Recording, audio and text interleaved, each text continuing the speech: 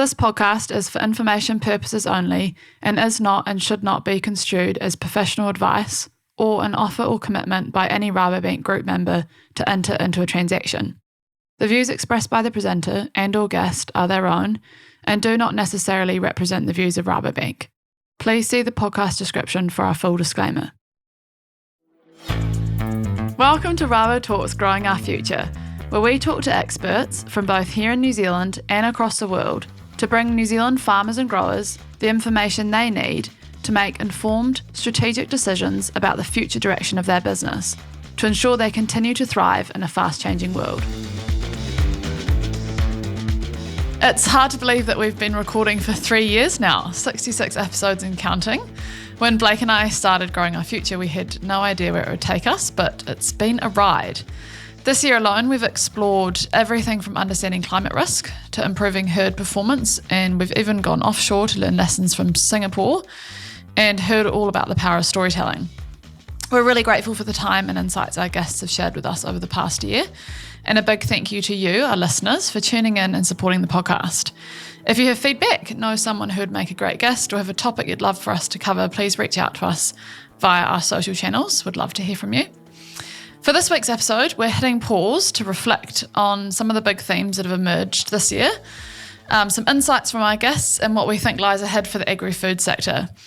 Blake, let's kick things off. What themes stood out to you across all of our conversations this year? First of all, 3 years. Wow. Who would have thought we'd make it this far, Caddy? But it's been great. It's been really enjoyable to sit down with a wide range of guests and understand the challenges and changes and opportunities coming towards the sector. Look, to answer your question, what stood out to me, and I think you kind of highlighted it in your introduction, is just the range of topics that now come under the sustainability banner now. And I think that's probably a shift from what we had 3 years ago. I think we've matured a lot when we talk and think about sustainability. So you've got anything from, genetics to on-farm tech to farm succession, or how do you integrate family with the business, or bring young people through. So it's much broader than the sort of the pure, maybe environmental aspect of sustainability we thought previously. I think what that's also highlighted, though, is that's a challenge in itself, because it's made the topic so broad for people. Often they struggle to understand relevance around, okay, I get all that stuff's important, but how do I bring that back to my business? So one of the themes or ideas that often came through, by the time we got to the end of the podcast is, choose what you want to focus on. And I think that's really important when we're talking about sustainability. Understand what's more or less relevant to you, what you want to focus on, and then really drill into that, rather than trying to do all things or be all things to all people. That was probably a common theme that came through to me. Yeah, I completely agree. Based on the conversations we've had this year, Blake, what has been maybe something that's been most surprising to you? I don't know if it's surprising, but a change or shift that I think we've seen is a shift away from that compliance mindset when we're having this conversation to the broader opportunities.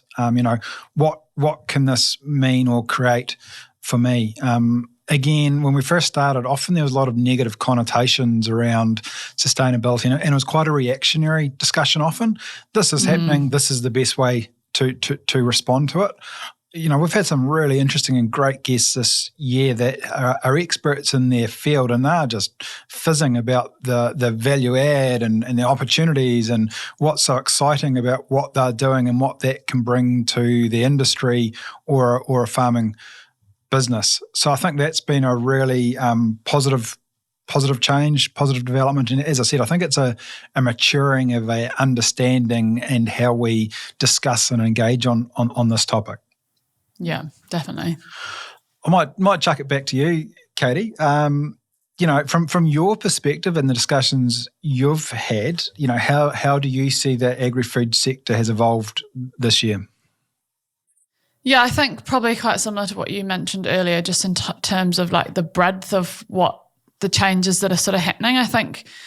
I mean, to start off with, it feels like there's been much more positivity this year. People have got a bit more of a bounce in their step. You know, farmers have had much higher farm gate prices, and most sectors are sort of feeling really reasonably buoyant. So I think that's helped. And, you know, in the New Zealand market, there's obviously been several changes, regulatory changes that have eased pressure on farmers. So I think, I think that's probably helped in terms of people's focus, and they don't feel like there's so much pressure on them from that perspective. I definitely think that there's been more of a shift to market alignment around sustainability rather than like a regulatory approach. You know, you mentioned earlier when we first started this, it was just really around environment, and there was lots of regulatory rules around that. And I do think that there's been a shift in terms of people seeing, you know, the broader topic around sustainability more as an opportunity rather than regulation, which I think is really good. I think we've also seen, like, globally, we've seen brands and retailers and, you know, even banks sort of get clearer around their expectations around what sustainability actually looks like. And those requirements are definitely flowing down to farmers. You know, at the same time, obviously, we've had that slight reduction in pressure from a regulatory perspective. It's given farmers a bit more breathing room, but it definitely hasn't removed the need to keep moving towards like those market-led signals around sustainability. And I think probably the last one is that we're talking more practically about what people can do in this space rather than sort of theoretical or kind of this is what we hope to see. It's more like, here are some options, consider what this could look like in your farm system or your business. So yeah, I'd say that's probably what I've seen. Yeah. So to pick up on that last point, Katie, do you have any examples of discussions you had that really stand out in terms of practical takeaways that, you know, farmers can go and apply now? Yeah, so I think in terms of practical takeaways, Blake, there's a couple. One, which I think stood out to me, was the episode that you actually did with Jeff Kane, and he talked about thinking about the type of change you're making, and like, if it's simple, do it quickly. And if it's big and complex, plan for that in terms of the time and the costs and the support. And I thought that was like a really good practical insight, you know, in terms of just getting some stuff done. I think some other practical takeaways in terms of what the guests I've spoken to is being really clear about the strategic direction of your business and where you want to take it, and what does success look like for you, whether that's from a succession perspective or knowing what the market expects for you.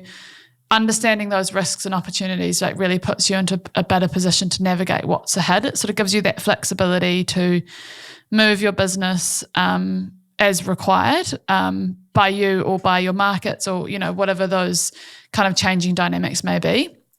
I also think we've talked about this, and I think it was a couple of years ago, but making sure that you keep really good records. Like, we need to be able to demonstrate what we're doing on farm, and, you know, 99% of the time, New Zealand farmers are doing, like, you know, an exceptional job, but we need to be able to demonstrate that to our markets and to our customers and, you know, those who need to see it. So I think for me, like, making sure that as farmers, practically, we like keep proof of sustainability initiatives, or, you know, if it might be animal welfare care or like all that sort of stuff, like keep that paperwork, make sure that we can demonstrate it. You know, like, if you can measure it, you can manage it. It's sort of age-old saying, but I think it's so true.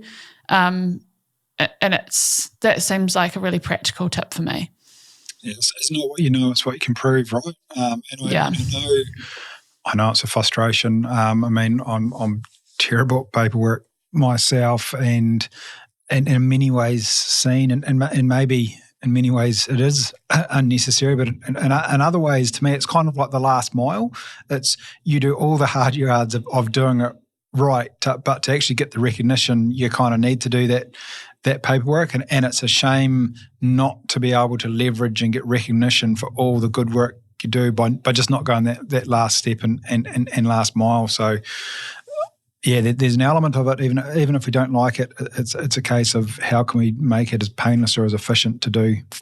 so we can get the appropriate recognition. I also enjoyed that discussion with Jeff, and I just keep coming back to, I think it's a really good point around particularly sustainability, but all aspects of business, separating the strategic from the operational or tactical. And I think too often with sustainability, we kind of mix the two up and aren't clear what's that sort of short-term operational decision or action we have to make, as opposed to a longer-term strategy to get me where I need to address the risks that I've got or capitalise on opportunities. And for me, another key element to that is, it's being deliberate in those choices. And I think greenhouse gas is a good example of that. To me, it's quite different. Someone that understands their footprint, but isn't really actively looking at reducing it, but is very much aware of where they're starting from and what levers they've got available, but for whatever reason don't think now is the right time to be pulling the trigger, is to me quite different from someone that doesn't understand what's driving their emissions, where it's coming from, or what they need to do. One's in a really strong position to change should there's market or regulatory dynamics that mean their business needs to change, and the other isn't. So it's being really deliberate around what you're doing. Doesn't mean you necessarily have to take certain actions or not take actions, but really clear around why you're doing something or why you're not doing something. Yeah. And I think also it dovetails a little bit into the conversation I had with Claire Taylor around the power of storytelling and communication. I think if we have that real certainty about the what and the why, and why we're doing things and where we're going, and we can document that and feel confident with it, it helps to tell our story, and it helps for, it doesn't mean that every individual farmer has to, be on Instagram or whatever communicating their story. I just think in the circles they're in and the kind of casual conversations they're having, you're just much more confident about what you're doing, why you're doing, and that helps with that storytelling element. And it's much more powerful, right? So it's more powerful with the markets. It's more powerful with the regulators. It's more powerful with the society in general for social license. I mean, that's how you really get to, set the terms and build momentum, by having a really robust story that you can evidence. Yeah. Blake, where do you see some of the biggest opportunities and challenges? We'll start with opportunities though. Where do you see the biggest opportunities for next year? I think the opportunities there's two I want to highlight. One's very specific. I think there's actually massive opportunities in that tech space. I think we're getting to that point where, tech's been talked about for a long time now, whether it's wearable collars, geospatial mapping, your farm planning and digital farm plans, et cetera, et cetera. I kind of feel it's at almost getting pretty close to a tipping point, or solar is probably another one, where it's almost becoming mainstream. And I think there's some really good opportunities and upsides over the next 12 to 24 months. We're really going to see that uptake on farm come through and lead to some pretty exciting gains for farmers. So really interesting to see how that plays out over the next 12 months. The other opportunity is more kind of general, but I think if you look at where we are now in the farming cycle, things are looking pretty good across most commodities.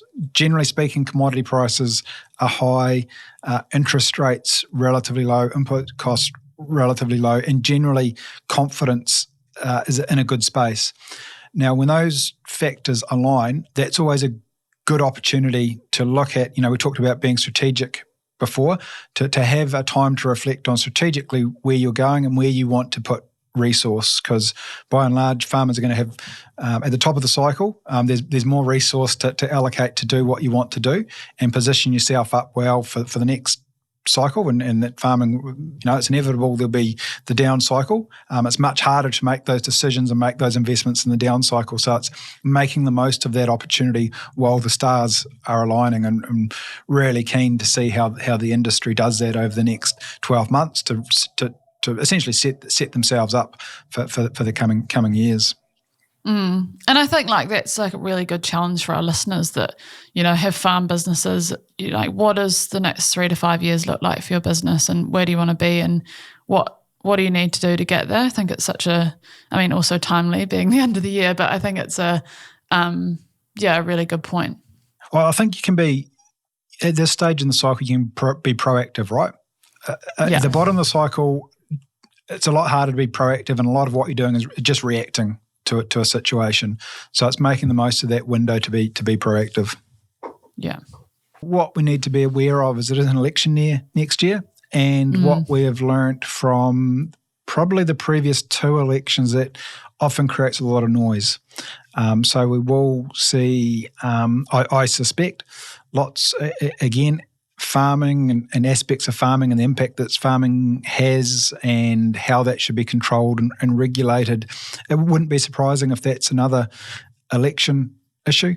And previous election cycles, that's in some ways turned quite negative and nasty and created a degree of anxiety within the sector. I think that's something we want to be aware of. I don't think we want to dwell on it, but really keen to see how we can, as best as possible, ignore the noise and focus on the reality and the facts and actually what's actually in front of us, and not some of the rhetoric that may be thrown around over the next 12 months, and don't let that distract us from where we're going and what our mission is and what that means for your business specifically, and not sort of, like I say, the general anxiety that may or may not create. Yeah. Yeah, and that's so true. It's such a good reminder not to sort of get swallowed up in that noise and just kind of keep focused on where you want to go in your business and what success looks like for you. Were there any opportunities or challenges that you wanted to call out, Katie, specifically? Oh, yeah, I think it was more just around the narrative around sustainability. I think this year probably fits in earlier around some of the changes or the themes that we've spoken about. But I think one of the things I wanted to point out was the change in narrative around sustainability to like efficiency and business efficiency and on-farm efficiency. And I think, sometimes the word sustainability can have differing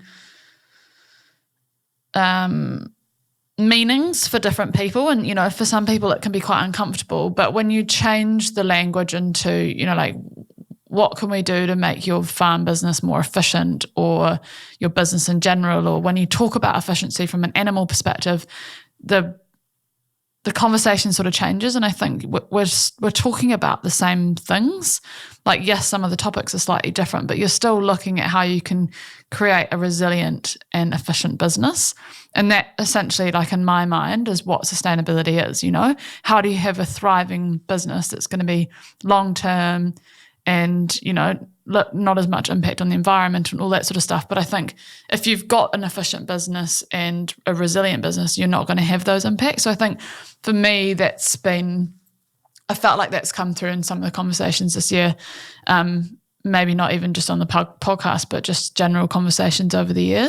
I agree. I think there's been a reframing of sustainability, to your point, and there's been less focus on the problems and more on the solutions. And, as you said, more talk around efficiency or resiliency of farm systems, or where is the opportunity for cost savings that flow through to efficiencies. And I do wonder if that is linked to maybe some of the, regulatory pressure, the you must do this kind of narrative that has been there, that has to some degree dialed back and maybe has given farmers in the industry a bit more breathing space and room, and hasn't enabled some of those conversations to come through. It's sort of, don't worry about the outcome just yet. Focus on the stuff that makes your business move faster and further, and do that in the right way, and the outcomes will deliver those, or you'll get those outcomes that we need to deliver as a byproduct, rather than focusing on them directly.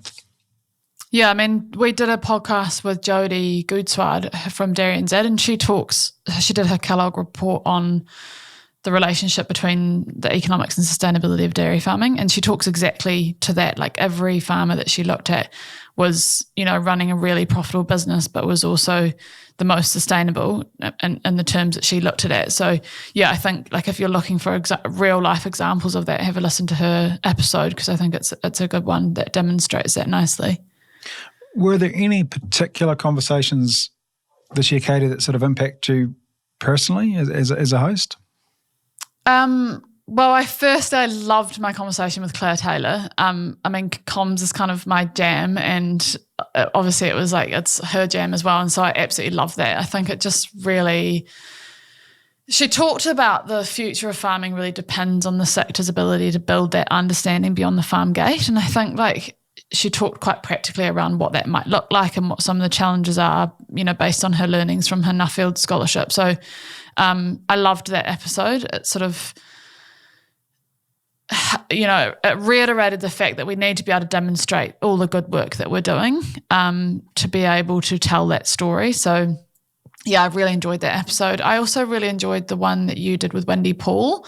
I think it just reminded me of how vital mentorship is and planning for the future of farming. Like, who are the people that are going to be coming in and running our farms, looking after these businesses and entering into the agri sector? And I think, I love that. I love thinking about, like, you know, who's going to be making these decisions in 10, 15 years time, and how are we supporting them in their own growth and development. And then finally, I think an episode I did with Laura Morrison. We talked about her trip to Singapore. A group of New Zealand agri leaders went over there, and we talked a lot about her view of the lack of collaboration in New Zealand. And I know this is a topic that we often talk about, and I thought I just found it interesting that you know, that had come up again about, compared to like a country like Singapore, where the collaboration was just like phenomenal in terms of like their progress and where they were going to. She definitely felt like it was like a stark contrast to see in terms of, it was a stark contrast in terms of like Singapore and New Zealand in terms of our agri sector, and how she thinks that we're still really fragmented, which I don't disagree with, to be honest. Like, I do think there are still quite a few silos working there. Although my conversation with Scott Champion not that long ago actually really, it made me feel much more positive about that kind of cross-sector collaboration, because he's the CEO of FAR, so he's in the arable sector, and he talked a lot about, because arable farmers have got such diverse farming systems, they have to really collaborate, you know, whether they're running lambs or they've got different bits and pieces. He was talking about how they are really good at collaborating because they have to. That's what their farm system looks like. And, you know, as a leader in the sector, he is really keen to keep, you know, like really push along that collaboration across the sector. So, yeah, that gave me hope. But I think, Laura's conversation was more just highlighted the need for us to move beyond that kind of siloed thinking and more towards genuine collaboration for the greater good. Yeah, I think for me it's always hard to call out guests, right? Because they're all good, but for probably two specific reasons, two I'd highlight was David Chin from CEO of LIC. One was like his enthusiasm and his team's enthusiasm for what they do around genetics, but also to me it was a great example of a real practical step or approach that is about efficiency. It's about a better business, but as we talked about before, that as a byproduct can deliver better environmental and climate outcomes. And it's one of those real, you know, fundamental aspects of farming, you know, genetics, but it's also one that's easy to lose sight on. And I'd really encourage, you know, our listeners to, if they haven't, to go have a listen to that chat with David. And the other one that really resonated with me was the conversation with Phil Pryor. Now, Phil had released a book called Risking It All, The Essential Guide to Navigating the Challenges of Combining Family and Business. Now, it was easy to see this as a succession podcast, but it wasn't succession. It was simply talking about the dynamics of combining your family with your business, which, as we know, well over 90% of New Zealand farms are. Now, often it's framed in quite a negative way, and it's around that succession topic and how it can all blow up and go wrong, and the risks and challenges around it all. But what I like with the discussion with Phil is, it's a real strength. Like there's so much advantages of having a family-run business, and that's why over 90% of New Zealand farms are, because they work and they are successful. You've got people you trust deeply, that often have the same motivations and aligned around where they want to go and how they're going to deliver it. It was a slightly different take on the whole, how we're going to hand it to the next generation, which can be a bit kind of binary. We've got this generation, how do we move it to the next? More of a continuum around legacy and building up that legacy over time. So that was another one that really resonated with me. Awesome. I think that's all we've got, Blake. Have you got any other kind of last pearls of wisdom? Last, I didn't know I had any, but look, you always appreciate the guests that come on and the listeners, and particularly when they come up to us and share a podcast they enjoyed or questions I'd like to hear.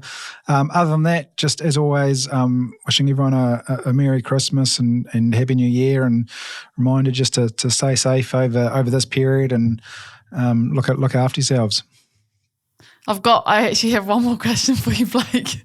Sorry, but I can't not. Because we ask this of all our guests, well, I do. What is your favourite work lunch? Oh, favourite? Well, work lunches are very, very unexciting. It's probably going to be something like a ham sandwich.